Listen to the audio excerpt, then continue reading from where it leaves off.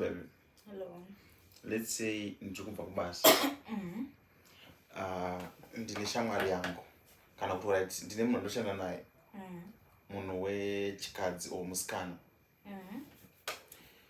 Ndiri kufamba naye pane ndichida kumba ari mumotawo akagara kumberi.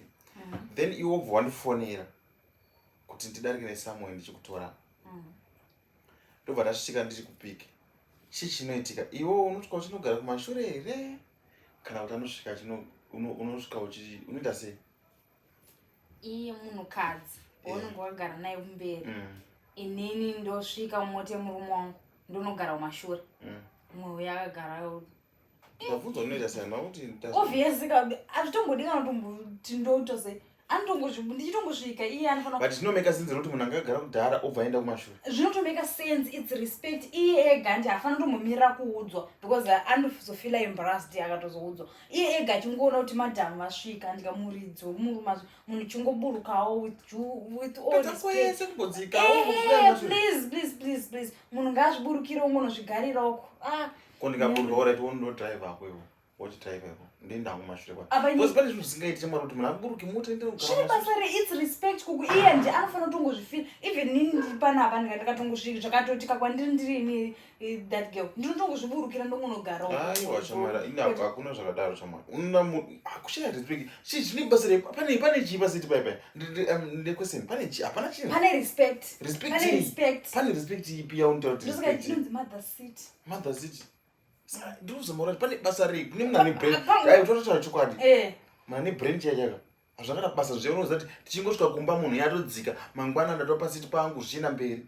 Okay, kuipa chona chikoke chichi chinongomutadza ndingosvika ndiye. Iwo bvangu zvichiburukira achimbopedzera nguva achidzika. Achimbopedzera nguva. Saka unongogara kumashure. Ndozvatiri kutaura kuti aachagari kumashure kwacho anongoramba aripo iwo. Saka what's so special about that girl yaunongomudefendera kudai? Tinongotaura kuti kupedza nguva. Zvokutoti iwe ungatopedzera watoramwa kutoti ndakutobva pasteering uyewo ugara mugare muri tumberi iwe unogara pasi uchizvitrain. Wakudoto nitokonya manje. Ndikuita kuti tisapinza like kuti zvinonyadzisawo kanje. Zvikunyadza chi iye gani ndikungoita musinganyadzisa zvinhu zvoti azo feel out of place. Iye gani munhu chingobusvika munhu wobva ungoburuka ungozviitira zvinhu zvako zvakuita ubva watongo. So zvine basa reizvozvo. What's so special about that munhu kuti ungatomburukira iwewo muzomuburukira wakutopinda nemoyo. Obviously sha itori nyaya itori serious. It's just a discussion. It's just a discussion kuti mota chitambori naye. Chipuri nemota yacho yakupinda nemoyo. Zvinhu zvacho unofana kuzogomera tinongodiscussa zvingonormal.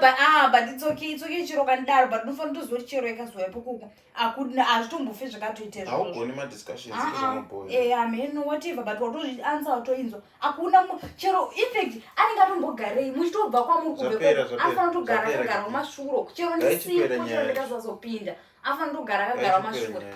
Asi wazvinzwa.